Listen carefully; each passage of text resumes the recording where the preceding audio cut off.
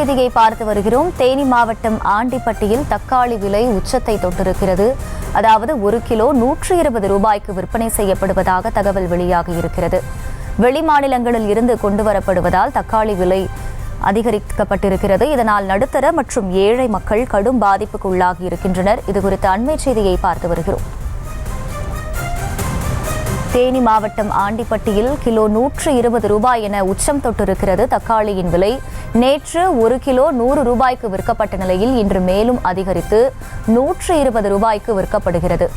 வரத்து குறைவால் தக்காளி விலை அதிகரித்திருப்பதாகவும் வெளிமாநிலங்களில் இருந்து கொண்டுவரப்படுவதாகவும் தகவல் கிடைத்திருக்கிறது.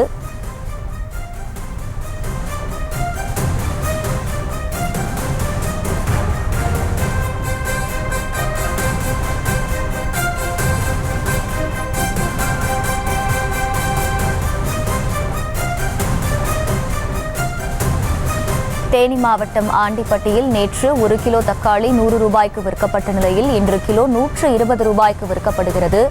வரத்து குறைவால் தக்காளியின் விலை அதிகரிக்கப்பட்டிருப்பதாகவும் வெளிமாநிலங்களில் இருந்து கொண்டுவரப்படுவதாகவும் தெரிவிக்கப்பட்டிருக்கிறது. இதனால் ஏழை மற்றும் நடுத்தர மக்கள் கடும் பாதிப்புக்குள்ளாகி இருக்கின்றனர். இதுகுறித்த அண்மை செய்தியை பார்த்து வருகிறோம்.